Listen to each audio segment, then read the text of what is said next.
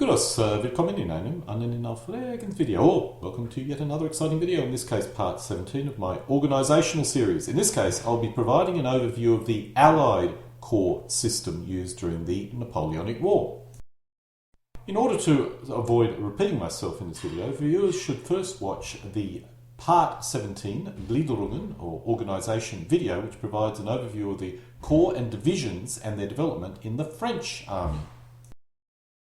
In this video, I'll only be covering the equivalent corps organisations of the Allied armies, starting with columns and wings and moving to large brigades and divisions, and finally ending with the Allied armies which adopted the corps or Armeeabteilung structure. Prussia and Austria adopted the divisional system by the early 19th century, but their divisions remained largely administrative, and no standing combat divisions came into being until 1809 and thereafter. The Russians did develop military divisions and combat divisions by 1805, but they were incredibly cumbersome and lacked the appropriate staff to manage the brigade and regiments adequately. In Britain, brigades and divisional organisations were all ad hoc, with formations established for specific expeditions. A quick caveat about the strengths shown in the following charts in this video. While the values for the corps size formations are taken from actual sources from the periods in questions, such as Nihosta, the strengths of the lower level formations represent their full strength state. I lacked, in many cases, any detailed strengths in terms of manpowers for these subordinate formations. As a result, if you total the subordinate formations and compare it with the actual corps size formation totals, it may not match. Starting with the Austrians, in 1800 at Marengo, the Austrians organised their army at Marengo into wings, although the size of each wing formation was anything but even. Two of the wings were effectively a divisional size rather than anything which could be considered a corps or even a small corps, and that's shown here. Two of the wings were of a reasonable size. The centre wing, or centre portion of the army, represented the largest component of the Austrian army. The command structure was rather unclear, with the CNC both commanding this formation and the entire army, and having a subordinate commander which seemed to perform a similar function. This was a very ad hoc formation, particularly in its command structure. The left wing formation was also of a reasonable size, although even compared with the small corps the French were using at the time, it was rather small. The Austrians did not adopt anything similar to an actual corps structure in 1800 at Marengo, and any organisation that you see here was decidedly ad hoc. At Hohenlinden, the Austrians were organised into columns, which was the common method they used when moving their armies around. I'm guessing a column means it's an actual column running along a single road. Possibly that's its origin. Each column was roughly of equal strength, with them ranging from 13,000 to 19,000 men each. Each column also represented a combined arms force, which meant it was organised in the same manner as a corps and served much the same purposes, at least in theory. The largest column, called the left centre column, contained the CNC as well as the commander of that column formation. It was not oversized compared with the smaller columns, unlike the Austrian army at Marengo. So the question is, how does a column differ from a French-style corps? The main difference, I feel, was its permanence. A column was assembled for the moment and could quickly change as the need arose. This gave it less cohesion than the more permanent French corps system. It should be noted the Austrians did use the divisional system, which was more permanent than the column. I should also point out, in this particular battle, the columns had been sort of structured in that way for a period of time. Thus, they probably represented something closer to an actual corps than a typical column, which may have only been organised very, recently, etc. But nonetheless, it was not a permanent formation. When we move over to 1805, in this case specifically the forces which were involved before the Battle of Ulm, the Austrians initially moved into Bavaria into 4 columns. The columns were a combined arms formation and, once again, in theory, could operate in the same manner as a corps, but in the campaign this did not occur. The largest column consisted of over 40,000 men, and during the subsequent campaign was divided into 2 parts, a large and a small part. One interesting change I noticed, compared with 1800, is the subordinate formations in these columns are named divisions rather than brigades as they were in 1800. Perhaps my 1800 source misnamed the formation, or perhaps this was being misnamed, as the division was supposed to have some level of combined arms capability, and I don't really see much difference between the divisions in 1805 and the brigades in 1800. This slide here clearly shows the difference between theoretical strengths and actual strength. In both of the charts here, the actual strengths of the brigades are less than their theoretical strength. I suspect some of the battalions or squadrons were elsewhere when these columns moved into Bavaria, which is why their actual strength was so much less than their theoretical strength. During the campaign, these columns did not operate as a cohesive corps-like formation, with the result they were always bested by the numerically superior French corps. While the columns may have looked like a corps, when looking at charts, they certainly did not operate in this manner, and we'll see later in this video why that was the case. By 1809, the Austrians had adopted the corps, or more correctly, the Army Abteilung structure. These corps-size formations did possess a dedicated command and staff structure, but were only assembled in times of war. The French system ensured many of the corps' subordinate formations were deployed together, even in peacetime. However, even without this familiarity, the new Austrian system had a significant positive impact on their performance in 1809. The Austrians had certainly not reached the same point as the French in 1809, but they were certainly getting there. This shows the two largest corps, the 1st and 2nd, which contains almost as many troops as the entire Austrian army of Marengo each. The scale of the war had dramatically grown, another reason why the corps structure was critical. By 1813, the Austrians had ironed out most of their early issues with the Army Abteilung structure. The size of these corps-level structures had dropped, but the command and staff were permanent and highly professional, as well as familiar with the troops they commanded. The subordinate formations were permanently allocated to these corps. Overall, the Austrians performed reasonably well in 1813 and 1814, even if they proved somewhat cautious. The Austrians also created a Einteilung corps structure, which was, I assume, their advanced corps, heavy cavalry corps, and of course a third or last corps structure, the reserve corps structure.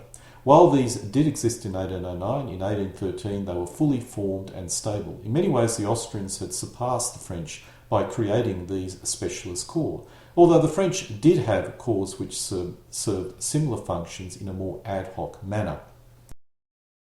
After the defeats in 1805, the Austrian army undertook a number of reforms, as well as reversing many of the earlier reforms done before 1805. The corps system was introduced with a permanent assignment of regiments and divisions to the corps. The necessary staff was added to allow for the corps to operate independently. Each corps was roughly of a similar size and contained an all-arms structure. Unfortunately for the Austrians, there was not sufficient time to train the new corps commanders adequately, which did result in suboptimal performance.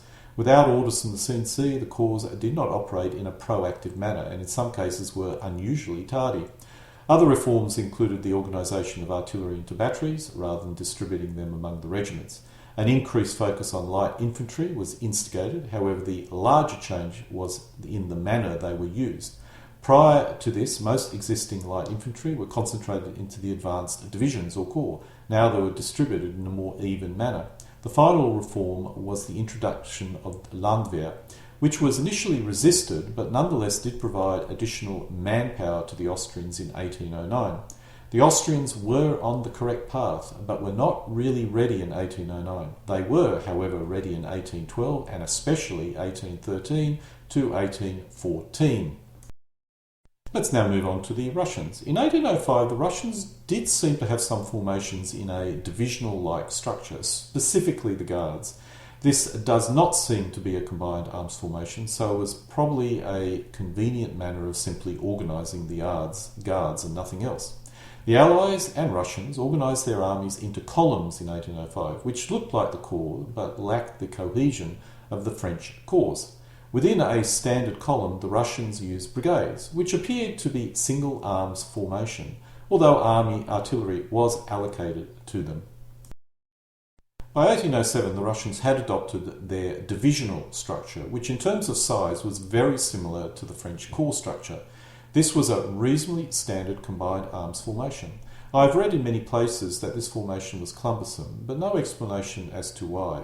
My only guess was that the French and Austrian corps consisted of combined arms divisions or brigades. In this case, in the case of the Russian division, this was not the case, so this may have been the reason for the clumsiness. However, I think the other possible reason was the Russians simply did not allocate sufficient staff or command staff in order to operate these formations adequately. Whatever its shortcoming, this was a significant improvement over the ad hoc column structure used in 1805. Based on one source, the 1812 divisional structure was replaced with a corps structure. However, this was effectively identical to the old divisional structure, except being larger. The subordinate formations were now divisions rather than brigades. I strongly suspect the source I used is wrong, and that the divisional structure remained with subordinate brigades, as I found in other sources. This division shows a 3-brigade division. Some sources indicate the standard structure was 2 line infantry and 1 Jager and 1 cavalry brigade. However, this TIEL does not reflect this. I expect this is an example of the differences between theory and reality.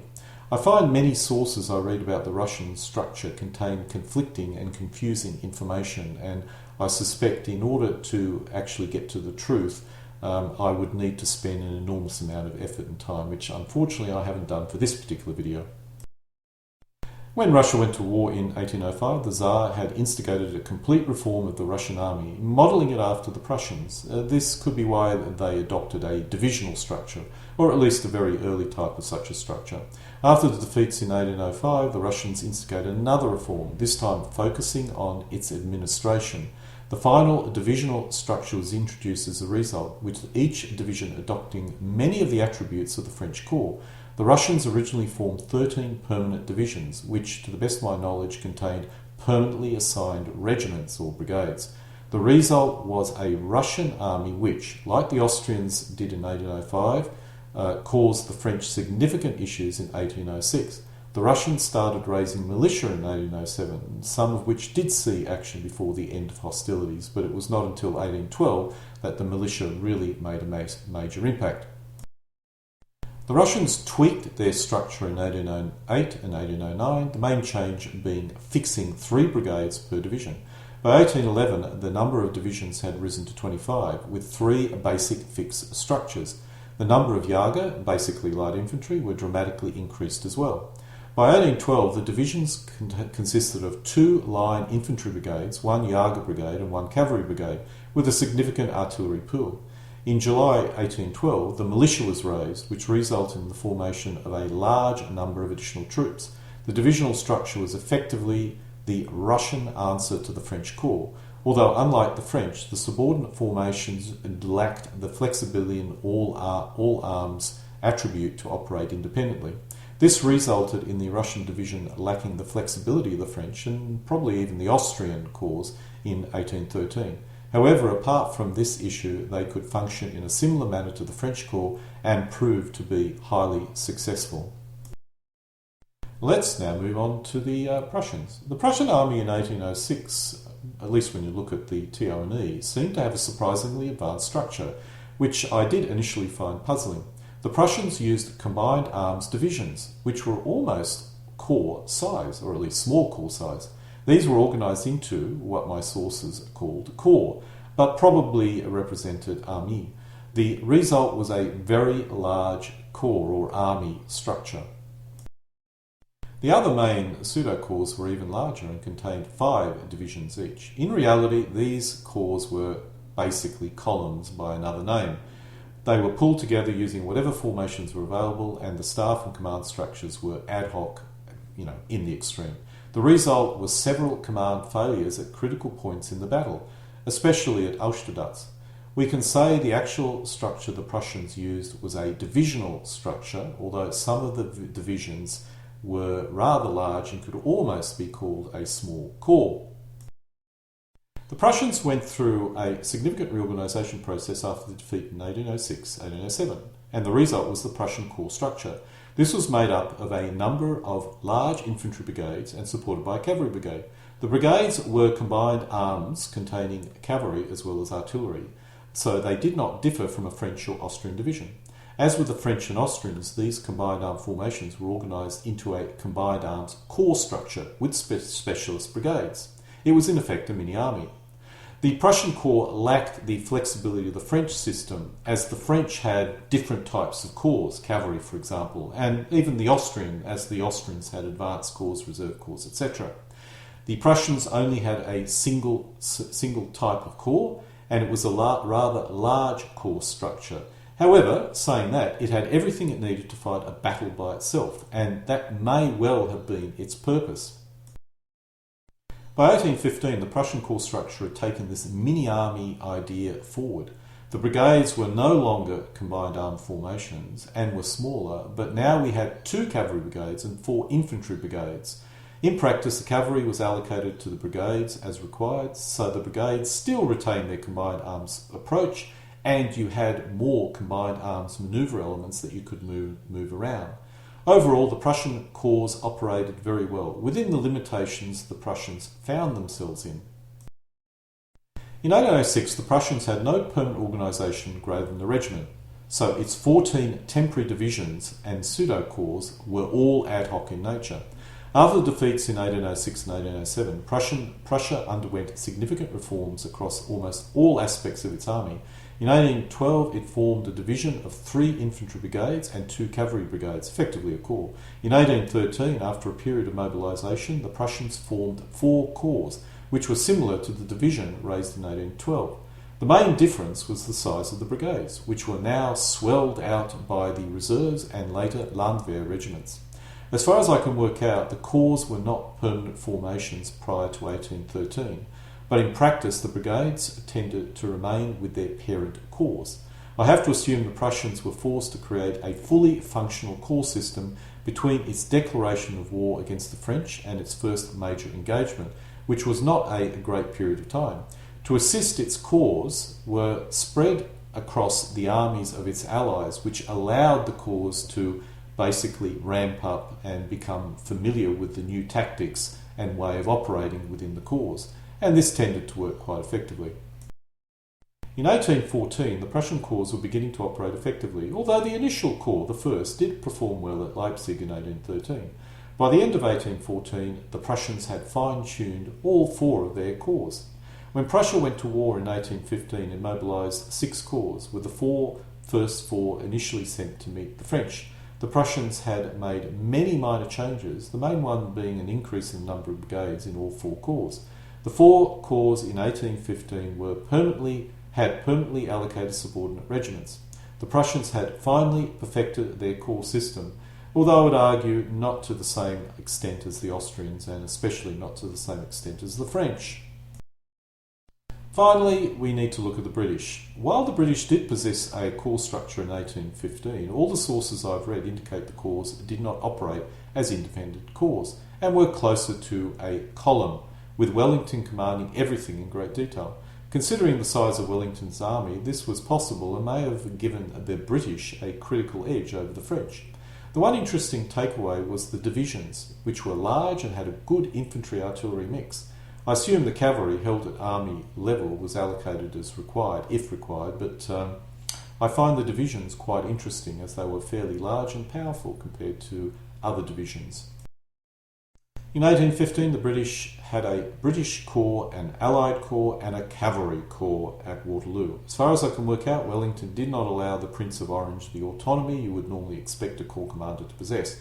As indicated, the British did not need a Corps system, but did possess a reasonably good divisional system. The primary takeaway that I have at this point is that as armies grew in size, they were no longer able to be commanded by a single CNC. They needed to be divided into self-contained semi- or independent formations, which could generally do the right thing when the CNC was not around. If the CNC was lucky enough to have a very good corps commander, the CNC could leave those sectors to those commanders and focus where he was required. This was really the only system which would work when the armies started to exceed 200,000 men each. Even within the Corps, you need independent divisional structures. It's hard to know what the maximum number of troops a single commander could command, but I suspect 20,000 to 30,000 men was about the most you could expect to deal with and probably represented the ideal corps size. The French fell into this divisional corps self-contained all-armed structure for a variety of historical reasons, but Napoleon expanded it to create the corps system that we are familiar with today. France's opponents were, in some cases slow, in some cases quicker, to duplicate the system. The Austrians and Prussians had their own systems fully in place in 1813, although the Austrians had an early version which proved to be rather successful in 1809. The Russians never fully adopted the corps system, but its divisional system was close enough, and that was in place in 1805. The British never really needed it, thus never really adopted it to the same extent as the French. To end this video, let's analyse why the divisional and corps system proved so effective. The common reason provided is the old move divided, fight united theory. While this could be a reason and certainly applies to the divisional structure, when we move to corps size, the columns achieve the same objective. If we look at the Battle of Hohenlinden in 1800, the Austrians were organised into 4 columns, each of which was advancing up a different road. In this case, there was no need for a corps structure. The column structure worked perfectly well, at least for this purpose. Thus, what is the difference between the column and the corps structure, and what makes the corps structure superior? The second reason provided is the division or corps is an all-arms formation which has the flexibility and ability to attack or defend as required. If you are defended, it is a good idea to have a lot of infantry supported by artillery and cavalry. This may well have been a major reason why the divisional structure was created and does provide significant benefits on the battlefield. Many armies contained advanced guard formations prior to the creation of the divisional and corps structure system. On the left we have an Austrian advanced guard formation in 1800. At a strength of over 1,300 men it was not very large, but it was a combined arms formation containing infantry, artillery and cavalry. On the right is an advanced guard division fielded by the Prussians in 1806, which also contains all 3 arms. The one interesting point is the high number of light infantry. For the Austrians, all the infantry were light, Jager and Grenz, and this also applied to the Prussians, as the Fusiliers were considered as light infantry in the Prussian army. These formations were designed to operate independently, and I suspect they were commonly grouped together for most campaigns, so they would all be reasonably familiar with each other. However, the all-arms theory can't explain it fully, because when we look at a corps and column structure, they were both all arms in nature. This shows an 1805 Austrian column, which contains all 3 arms, as well as a good mix of light infantry and line infantry. In this case, the cavalry was all heavy, but other columns had a mix of light and heavy cavalry. Thus, the corps advantage over a column has nothing to do with the all-arms concept. The final reason provided is the formation, either divisional or corps, contained permanently allocated regiments. The idea of a formation containing the same troops all the time is not new and is well known. Troops which normally operate with each other are familiar with each other and could operate far more effectively together. This is a major difference between the corps and column, as a column was typically ad hoc. It was assembled, or the column was assembled as required, and could change dramatically when combat occurred.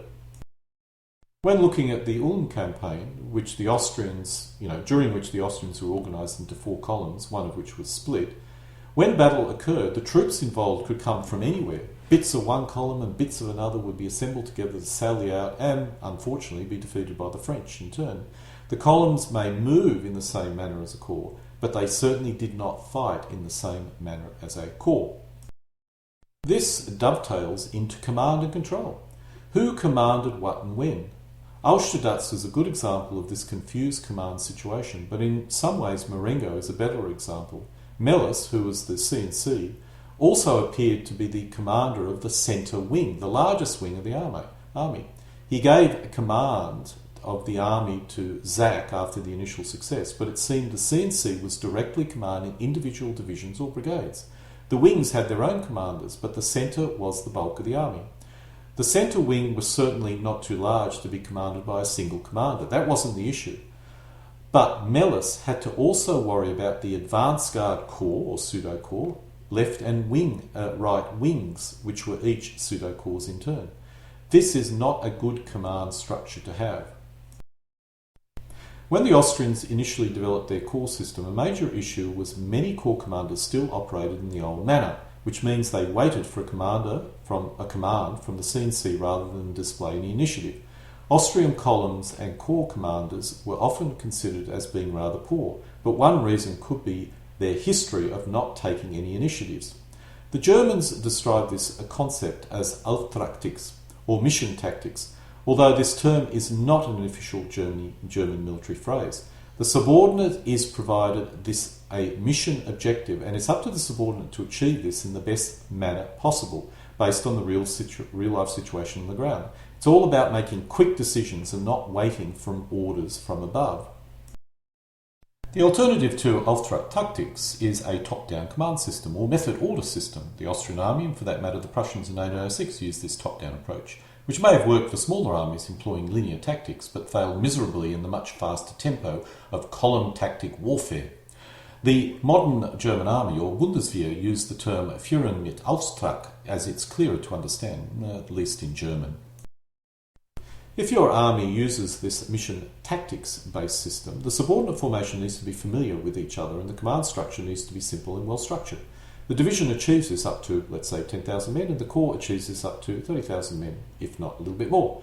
The column system fails to achieve this critical benefit, which is the main reason why the column system proves ineffective against the French corps. A column is simply unable to implement a mission tactic command system.